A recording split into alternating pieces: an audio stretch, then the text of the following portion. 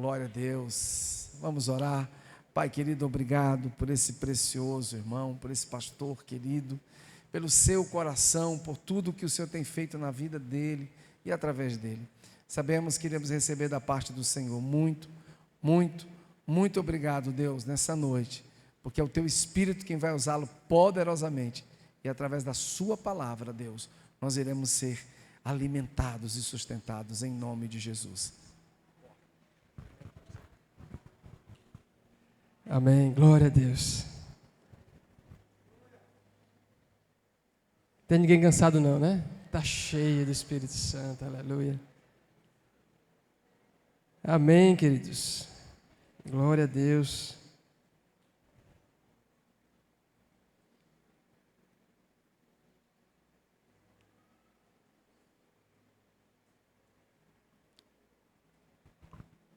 Peço a vocês que abram a Bíblia de vocês em João 14. João 14.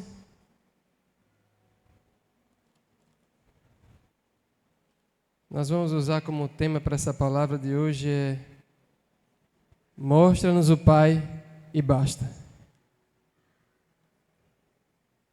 João 14.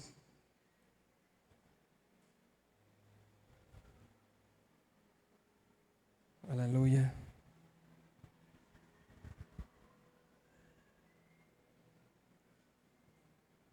Diz assim a palavra do Senhor: não se turbe o vosso coração, credes em Deus, crede também em mim.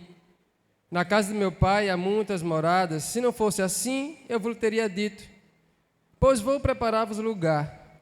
E se eu for e vos preparar lugar, virei outra vez e vos levarei para mim mesmo, para que onde eu estiver, estejais vós também. Mesmo vós sabeis para onde eu vou, e conheceis o caminho. Disse-lhe Tomé: Senhor, nós não sabemos para onde vais, e como podemos saber o caminho?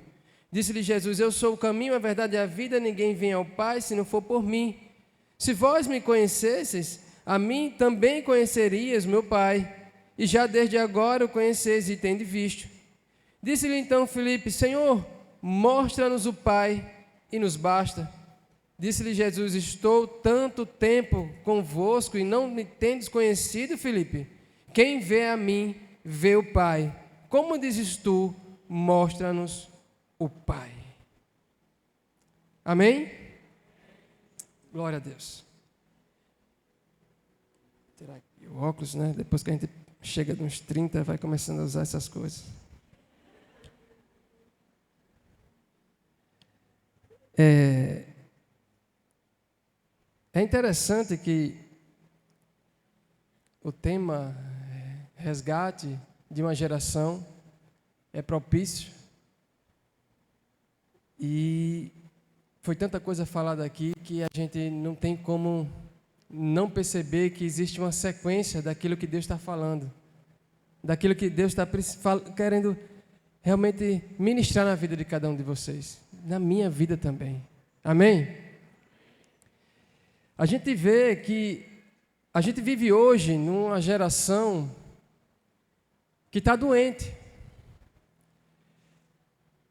O número de pessoas com crise de ansiedade, pânico, depressivas, pessoas que só dormem à base de remédios, só tem aumentado.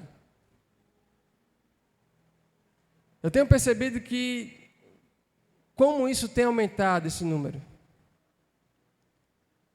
Nós vivemos no meio de uma geração que está em crise também, e crise moral. A quantidade, a promiscuidade tem crescido tanto, que é gritante. Está aí os carnavais acontecendo. E eu tenho visto alguns vídeos, o quão promíscuo está os homens. Eu não acho que a gente está muito distante do que aconteceu lá em Sodoma e Gomorra. Essa geração está em crise, não somente porque está doente, mas também está com um declínio moral, mas também Porque essa geração, isso para mim é a base para todas as outras crises do homem. Essa geração, ela não tem identidade. É uma geração que vive numa crise de identidade. Obrigado, querido. Quando você vê pessoas que dizendo que acorda se sentindo um homem, à tarde se sente mulher e à noite não sabe quem é, fica difícil. Pessoas que se arrastam como cobras, literalmente, porque se sentem cobras. Gente, tem gente aí andando com coleira de cachorro, latindo. A gente tem visto esses absurdos. Pessoas que dizem, olha, eu nasci no corpo de uma pessoa, de um ser humano, mas eu me sinto um cavalo. Coloca arreio e começa a cavalgar, andar de 4 patas.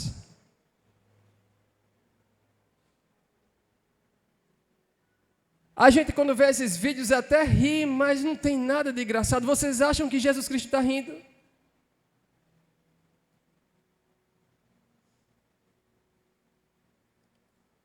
E essa crise de identidade, ela traz todos esses problemas. Problemas de ansiedade, problemas de insônia, tantos outros problemas, outras crises morais. Porque quando você não sabe quem é, quando alguém não sabe quem é, também é uma pessoa desorientada, não sabe para onde vai. Porque uma pessoa que não sabe o que é hoje, não sabe o que é amanhã, está desorientada. Vivemos no meio de uma geração desorientada. E para quem está desorientado, é necessário ter uma referência.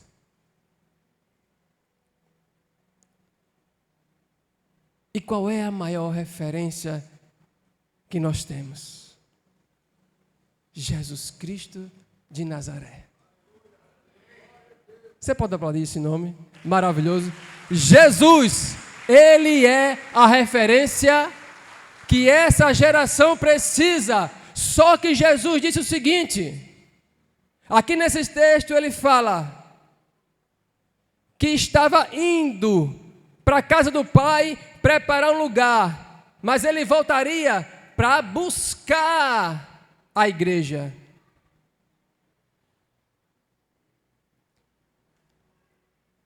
Jesus Cristo, quando voltar, ele não vai voltar para fazer de novo o papel dele que ele fez há mais de 2000 anos atrás, não.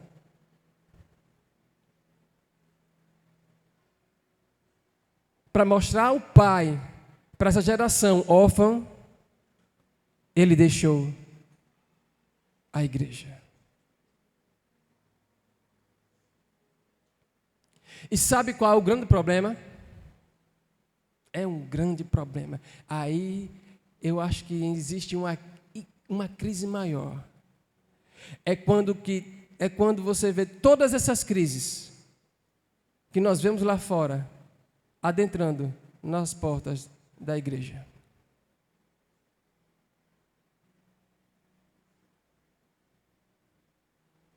Pessoas que são como o filho mais velho do filho pródigo, que está dentro da casa do pai, mas não sabe que é filho. Como essa igreja, que não sabe, que não tem uma identidade, pode mostrar o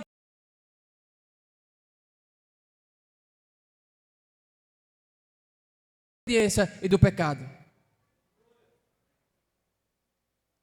Quando Deus começou a olhar, quando Deus olhou para um homem depois da sua queda, ele figurava a imagem da desobediência e do pecado. Mas essa imagem, ela precisava ser restaurada.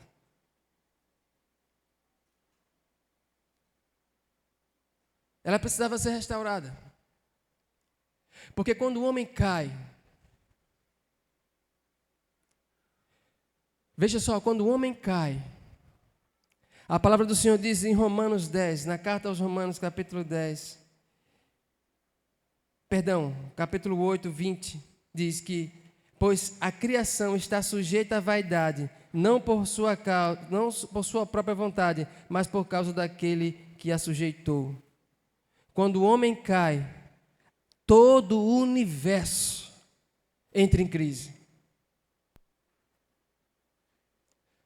Quando o homem cai, todo o universo entra em crise. Porque lá em Gênesis 1, 27 fala que ao homem que foi feito à imagem e semelhança foi dado o domínio sobre a natureza. Mas quando ele cai, aquela natureza entra em crise. Porque quando olhava para um homem, ele não era mais a imagem do seu Criador. E o homem precisa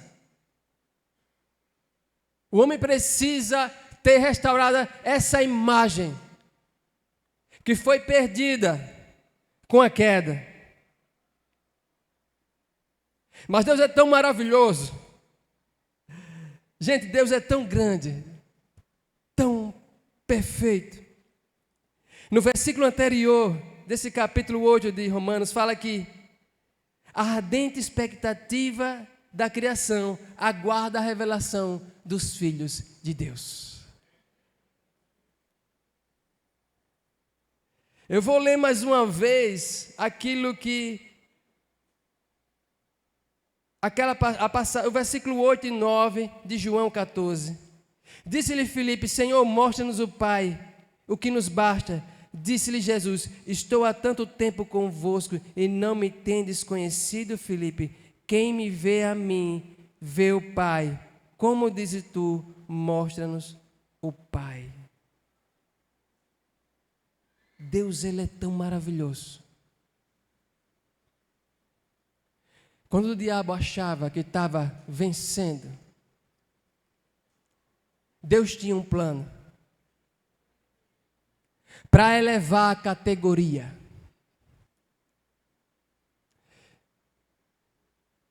Através do seu Filho Jesus Cristo. Ele diz: o homem não vai somente ser a imagem e semelhança do seu Criador. Ele vai ser o filho que parece com o Pai.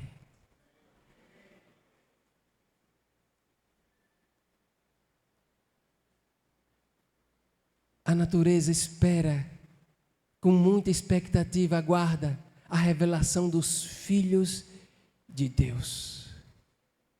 E essa é a primeira imagem que a igreja tem que ter e recuperar, a imagem dos filhos de Deus, porque toda a natureza geme, aguardando o dia da redenção, da sua redenção, através da revelação dos filhos de Deus. Essa é a imagem que a igreja tem que recuperar.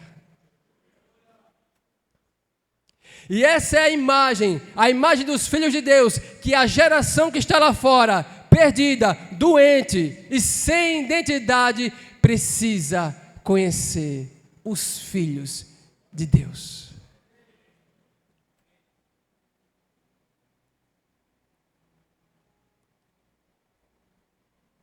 E uma coisa que a gente tem que aprender: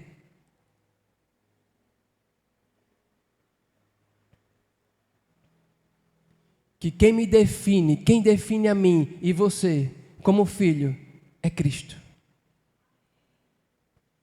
A Bíblia diz que tudo converge para Ele, todas as coisas convergiram para Ele. Cristo é quem me define, é quem define você como filho. Porque está escrito lá em João, capítulo 1, versículo 12, que a todos aqueles que o receberam, foi-lhes dado o poder de serem feitos filhos de Deus. É em Cristo. Quando Tomé perguntou qual era o caminho, como ele poderia ir, Senhor, Ele falou: eu sou o caminho, a verdade e a vida. Ninguém vem ao Pai se não for por mim. Tudo é através de Cristo. E se você quer ser filho, você quer restaurar essa sua imagem, ela só pode ser restaurada através de Cristo.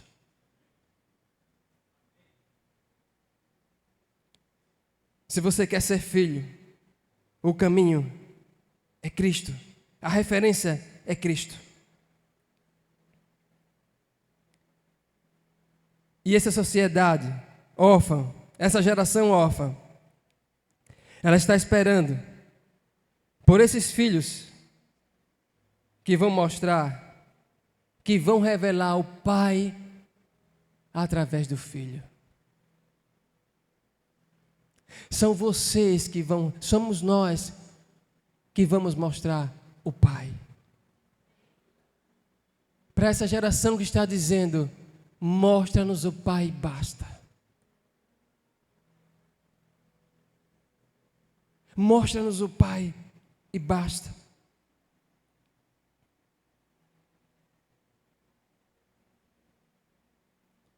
Mas, queridos,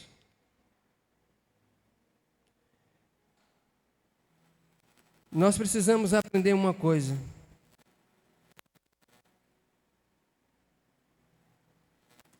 Que também ninguém pode ser filho se não for pelo Espírito de Deus. Ninguém pode ser filho se não for pelo Espírito de Deus. Quando você tem a sua identidade de filho definida,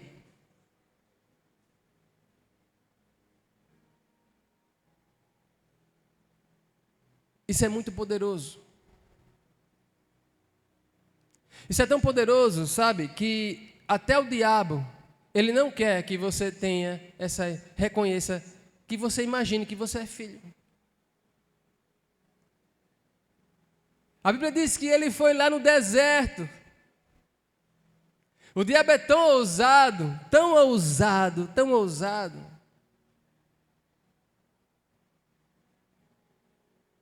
que para mim a coisa mais ousada que ele fez contra Cristo lá no deserto, sabe o que foi? Questionar a filiação de Cristo. Quando disse, se tu fores filho, você entende que ele quer botar em dúvida que você é filho e filha de Deus?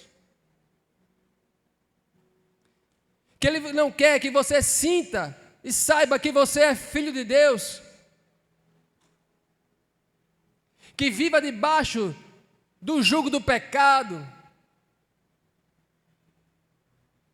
que viva debaixo do jugo da iniquidade.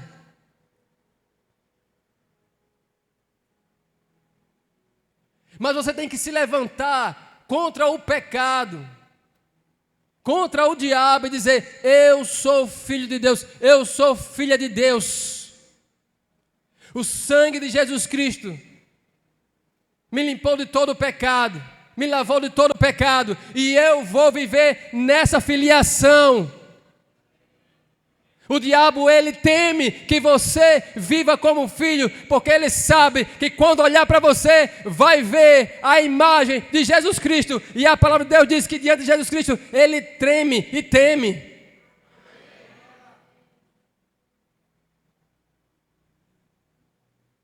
Restaure essa imagem de Jesus Cristo. Em Romanos 8, 12 ao 17... diz, portanto, irmãos, somos devedores não à carne, para vivermos sujeito a ela. Pois se vocês viverem de acordo com a carne, morrerão. Mas se pelo Espírito fizerem morrer os atos do vosso corpo, viverão. Porque todos os que são conduzidos pelo Espírito de Deus são filhos de Deus.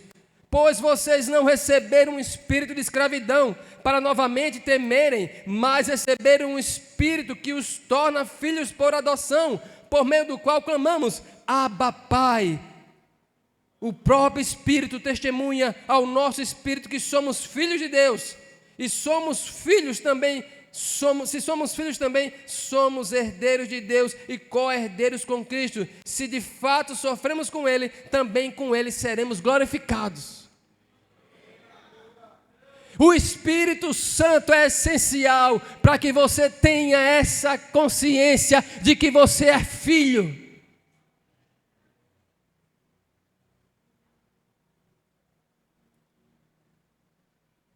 E se você quer viver nessa consciência de filho, você precisa ter um desejo pelo Espírito Santo e a sua presença.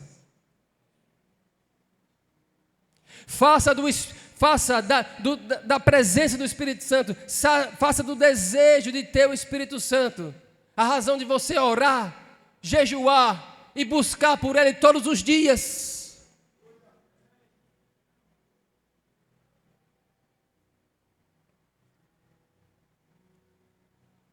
O vídeo que o nosso pastor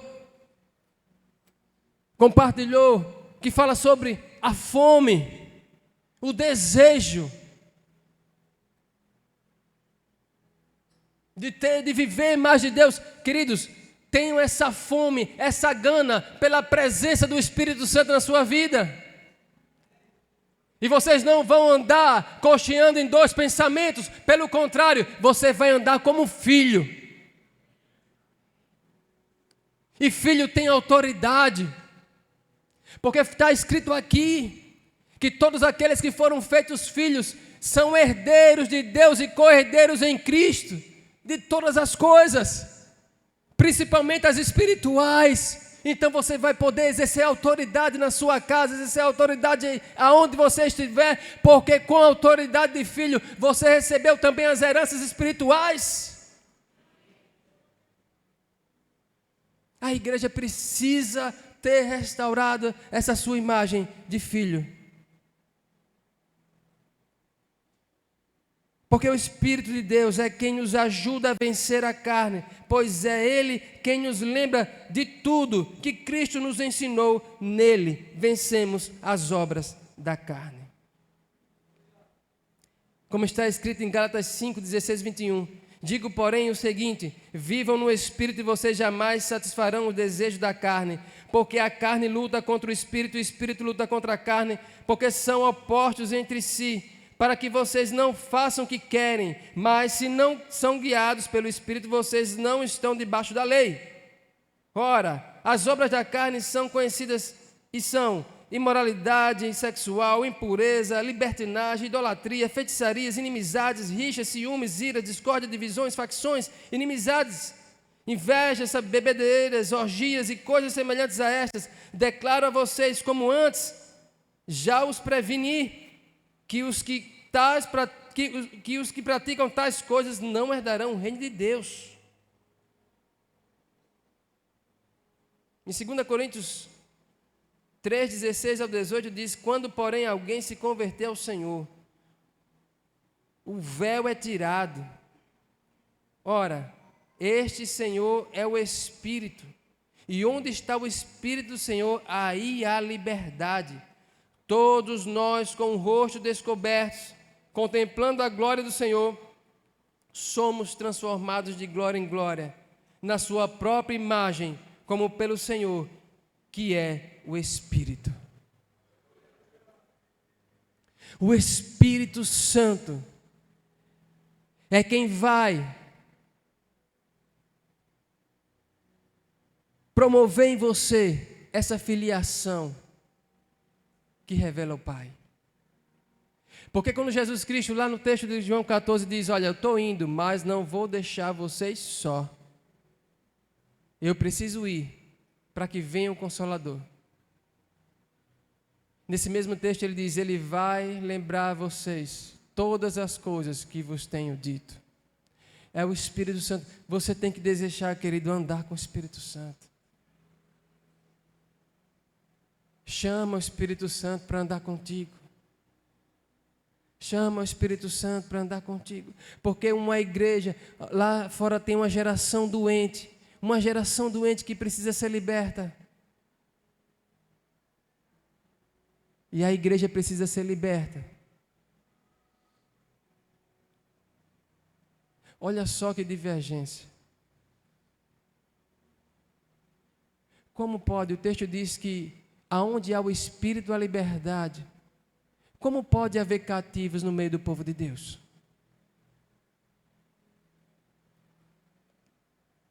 Nós ouvimos aqui a ministração do bispo Franklin falando que nós devemos lá fora ministrar como guerreiros.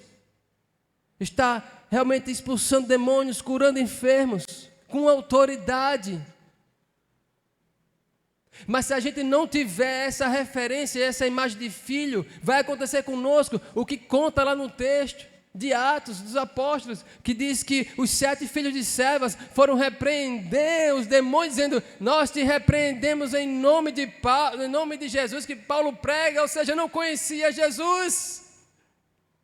E a Bíblia diz que um endemoniado bateu em 7. Qual foi o problema deles? Eles não tinham a imagem de Jesus Cristo neles. Eles não conheciam nem o Jesus que Paulo pregava.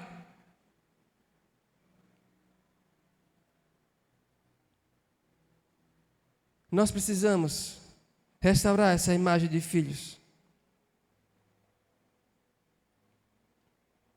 Mas, como está em Gálatas 5, 22, 24, o fruto do Espírito Santo é o amor, a alegria, a paz, a longanimidade, benignidade, bondade, fidelidade, mansidão, domínio próprio. Contra essas coisas não há lei. E os que são de Cristo Jesus crucificaram a carne com as suas paixões e os seus desejos. Esse é o fruto que os filhos produzem pelo Espírito. Essa geração não será revelada ao Pai sem que os filhos tenham em si o Espírito Santo que manifesta o Cristo neles. Essa geração, eu repito, a essa geração não será revelado o Pai sem que os filhos tenham em si o Espírito Santo que manifesta o Cristo neles.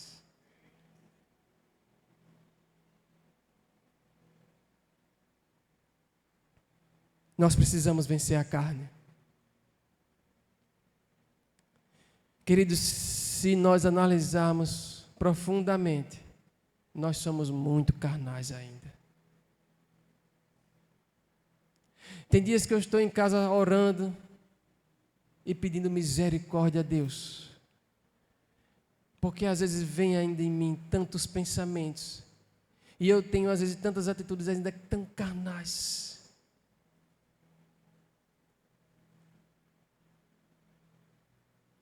E isso impede, às vezes, de Cristo se manifestar através das nossas vidas. Porque Deus não se manifesta nos filhos da desobediência. Ele só se manifesta através dos filhos da obediência. Amém?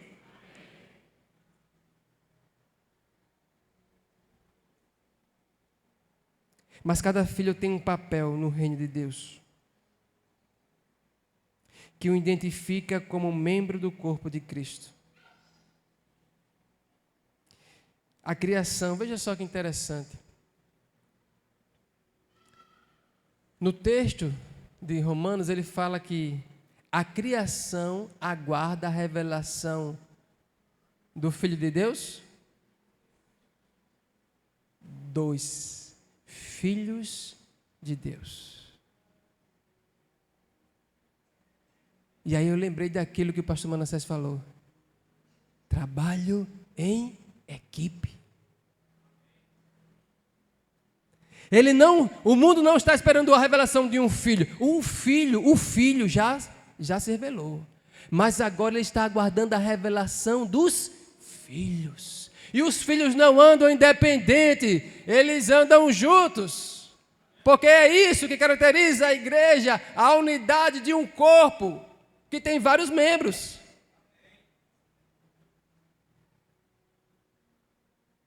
Aquela geração que está doente e que está com crise de identidade lá fora, vai ver o poder de Deus na nossa vida quando vê que nós como igreja somos unidos. Só olha como aquele povo, um parece com o outro, eles são unidos, eles se defendem.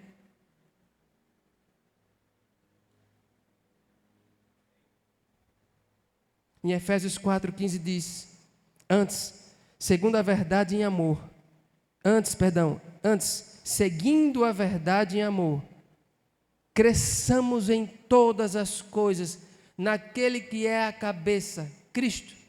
Dele todo o corpo, ajustado e unido pelo auxílio de todas as juntas, cresce e edifica a si mesmo em amor, à medida que cada parte realiza a sua função. Nós devemos trabalhar em equipe. Isso é o que caracteriza a igreja.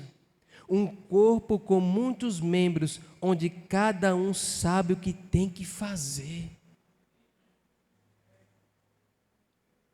A gente falou da identidade essencial que você tem que ter, que nós temos que ter, que é de filho. Mas existe outra identidade, que é a igreja. Ela tem uma identidade. E essa identidade é quando a igreja sabe o que ela tem que fazer. Mas tem pessoas que ainda acreditam que a igreja, agindo de maneira independente, você é um membro amputado. É um membro amputado. Não existe igreja independente. Como é que o meu fígado vai funcionar lá fora? Ele precisa do corpo.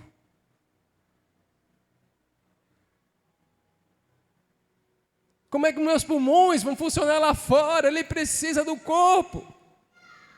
Ele precisa do cérebro que vai dar ordem. Ele precisa dos vasos sanguíneos. Ele precisa do coração que vai bombear sangue para lá. Ele precisa um do outro. Meus membros precisam um do outro. É assim que também funciona a igreja. Deus não tem filhos independentes, mas tem filhos dentro de uma família que trabalha em equipe unida. E isso é tão poderoso, queridos, que vai fazer diferença para uma geração lá fora que tem famílias destruídas.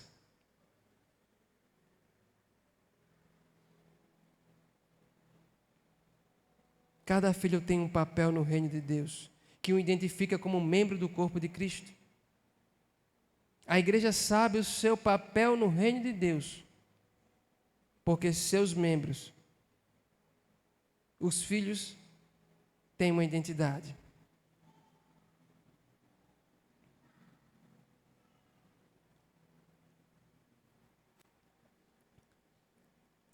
Para a gente encerrar, já está pertinho.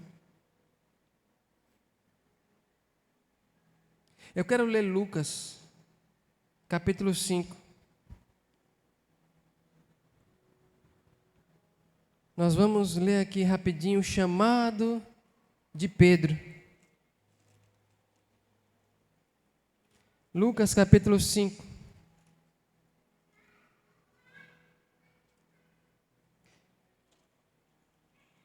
E aconteceu que, apertando a multidão para ouvir a palavra de Deus, estava ele junto ao lago de Genezaré, e viu estar 2 barcos junto à praia do lago. E os pescadores, havendo descido deles, estavam lavando as redes. E estando um dos barcos, que era o de Simão, pediu-lhe que afastasse um pouco da terra, e assentando-se ensinava do barco a multidão. E quando acabou de falar, disse a Simão: faze-te ao mar alto e lançai as vossas redes para pescar. E respondendo Simão, disse-lhe: mestre, havendo trabalhado toda a noite, nada apanhamos, mas porque mandas, lançarei a rede. E fazendo isso, colheram uma grande quantidade de peixes, e rompeu-se a rede. Uma das coisas que caracteriza a igreja, que identifica a igreja, é uma igreja que anda em poder. Você viu o que Jesus Cristo nos mostra aqui? Ele estava ensinando. Mas depois de ensinar, ele foi mostrar na prática.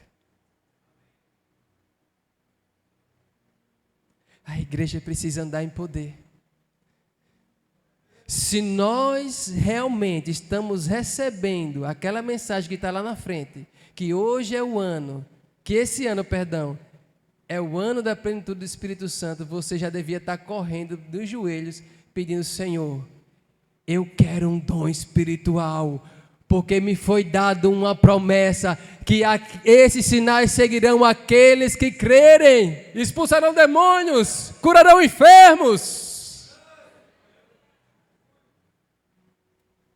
Porque quando os discípulos de João Batista foram enviados pelo próprio João Batista, que estava preso, para confirmar se realmente Jesus era o Cristo que havia de vir, a palavra do Senhor diz que João,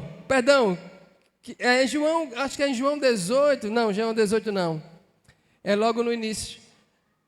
A Bíblia diz que quando os discípulos de João Batista chegaram até Jesus e indagaram: és tu mesmo aquele que havia de vir?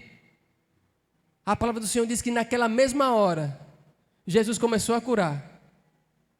Ele não respondeu nada na hora, ele começou a curar. O pessoal vinha e ele curava, e ele libertava. Aí ele disse, depois de tudo isso, ele disse: agora vai.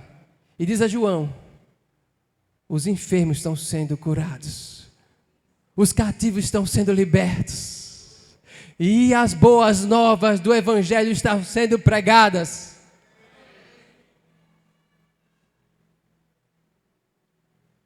E ai daquele que se escandalizar em mim.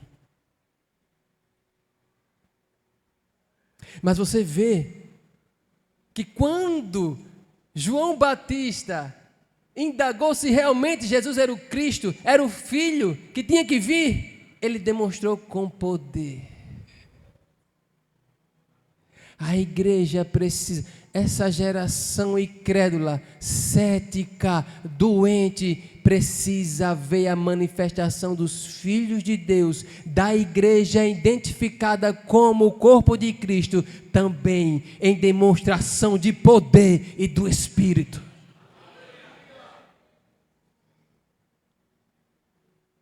Porque sabe, tem hora, querido, que... Tem hora não, muitas vezes eu estou chorando em casa, assim, eu estou cansado desse meu evangelho. Eu estou cansado, eu estou falando do meu, não sei do seu. Eu estou cansado. Eu quero ver esses sinais acontecendo através da minha vida.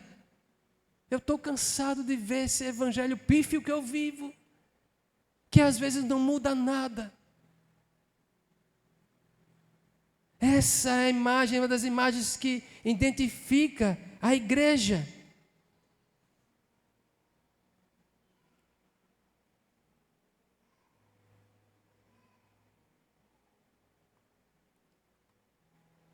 Em João 18, uma coisa interessante aqui nessa passagem de Lucas é o momento em que Pedro, ele recebe o chamado.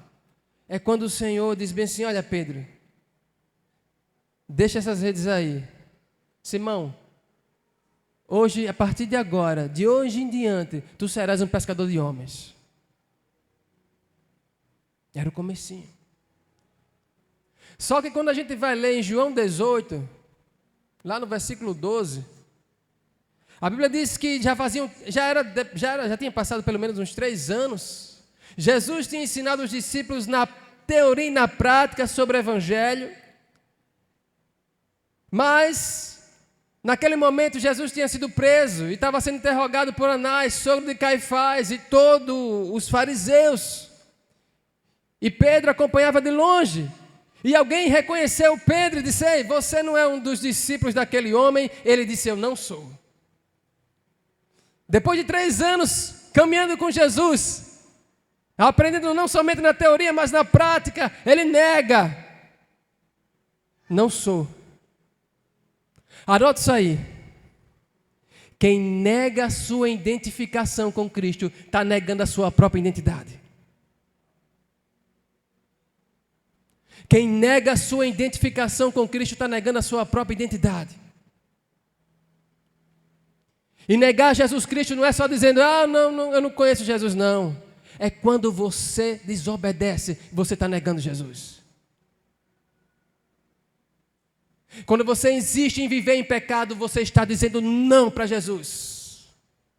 e está negando a sua própria identidade. Naquele momento, Pedro estava negando que ele foi levantado como o pescador de homens. Ele estava negando a sua própria identidade.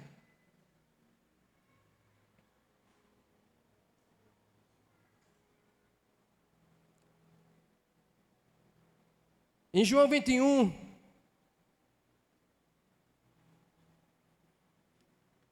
a gente já vê, Jesus já era a terceira vez que Jesus aparecia, depois de ter ressuscitado, aparecia para os discípulos. E lá em João 21 mostra que Pedro e os discípulos tinham ido pescar. Pedro disse: olha, vou pescar, e os discípulos acompanharam.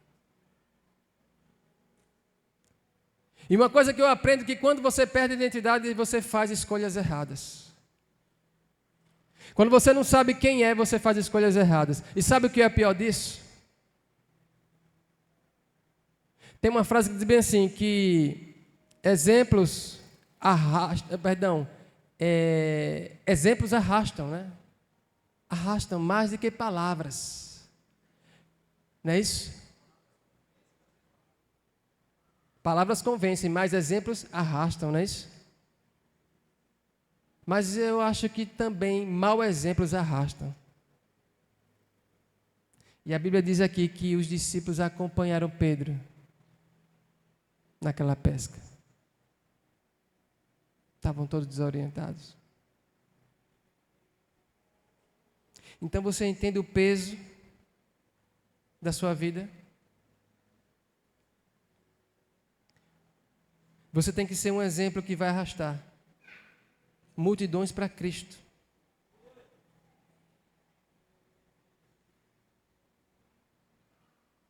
Porque o seu chamado está intimamente ligado à sua identidade. Quem você é define o que você faz.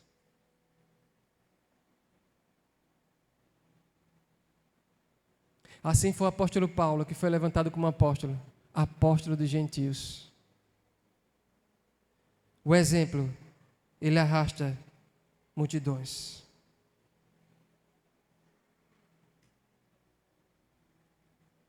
Mas lá na frente, a gente vê Jesus fazendo algo maravilhoso. No capítulo 21 de João, mostra que Jesus aparece lá de novo naquele mar. Agora era o mar de Tiberíades. E naquela vez eles também não tinham pescado nada. E Jesus manda ele lançar a rede de novo e eles fazem uma pesca maravilhosa. E naquele momento que eles vêm comer com Cristo peixe, por 3 vezes Jesus pergunta: Pedro, tu me amas? Sabe o que eu vejo nesse cenário? Deus aproveita o cenário para mostrar para Pedro. O Jesus aproveita o cenário. Repete aquele cenário da pesca, lá do chamado de Pedro, para dizer: é necessário fazer o caminho de volta. Vamos ficar de pé?